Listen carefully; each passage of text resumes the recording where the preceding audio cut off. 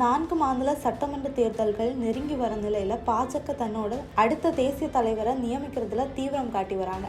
இந்த நிலையில் பாஜக தேசிய தலைவரை முடிவு பண்ணுறதுல தங்களோட கன்சென்ட்டும் ரொம்ப முக்கியம்னு பாஜகவை நெருக்கி வராங்க RSS.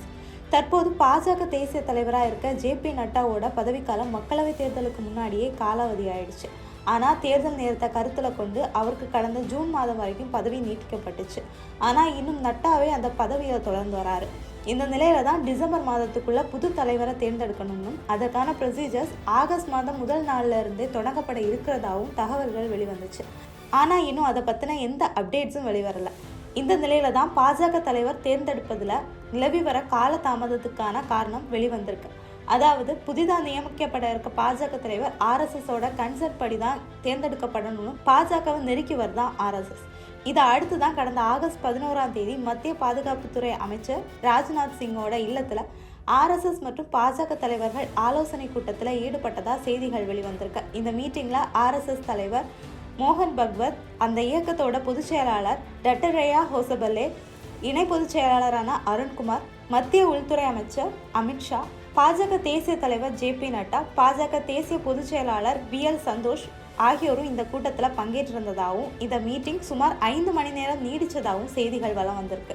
இந்த மீட்டிங்ல நடக்க இருக்க பாஜக தேசிய தலைவர் தேர்தலில் வேட்பாளராக நியமிக்க திட்டமிட்டிருக்க அந்த முக்கிய புள்ளியை இப்போதே கட்சியோட பொது தலைவராக நியமிக்கிறதா இல்லை இப்போதைக்கு நட்டாவே தொடரட்டுமான்னு ஆலோசனை மேற்கொள்ளப்பட்டதாகவும், அப்போ ஜார்க்கண்ட், மகாராஷ்டிரா, ஹரியானா மாநில சட்டமன்ற தேர்தல்களை காரணம் காட்டி இப்போதைக்கு நட்டாவே தொடரட்டும்னு சில தலைவர்கள் அவருக்கு சாதகமாக கருத்து தெரிவித்ததாகவும் தகவல்கள் வெளியாகியிருக்கு. அதே சமயம் நடந்து முடிஞ்ச மக்களவை தேர்தலில் பெரும்பான்மை பெற தவறின பாஜக கூட்டணி கட்சிகள் உதவியோட தான் மத்தியில் ஆட்சியை பிடிச்சிருக்கு. அதனால மக்களவை தேர்தலில் பாஜகவோட இந்த அண்டர் பெர்ஃபார்மன்ஸை கருத்தில் கொண்டு கட்சிக்கு உத்வேகத்தை கொடுக்குற வகையில் புது தலைவரை நியமிக்கணும்னு குரல்கள் வலுத்திருக்கு.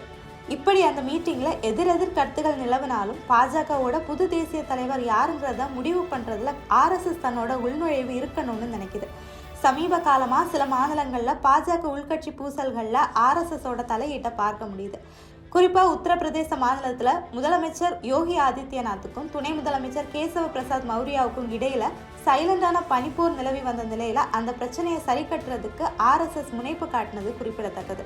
அதே போலதான் ஹரியானால மக்களவை தேர்தலில் காங்கிரஸ், பாஜக 2 கட்சிகளுமே சரிசமமான விகிதத்துல இருக்கிறதுனால வர இருக்க சட்டமன்ற தேர்தலில் அந்த மாநிலத்துல களமாட இருக்க பாஜக வேட்பாளர்களையும் RSS தான் தேர்வு செய்யவிருக்குன்னு சொல்லப்படுது.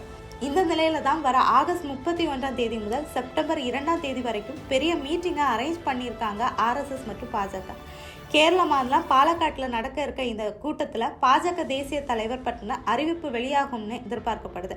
குறிப்பாக RSS அமைப்பில் வேரூன்றிய OBC சமூகத்தை சார்ந்த ஒரு நபரை பாஜக தலைவராக்குவதில் RSS விருப்பம் காட்டி வரதா சொல்லப்படுது. அதே சமயம் அடுத்த பாஜக தலைவருக்கான தலைமைத்துவத்தை பெண் ஒருவருக்கு கொடுக்கவும் வாய்ப்பு இருக்கிறதா தகவல்கள் வெளிவருது.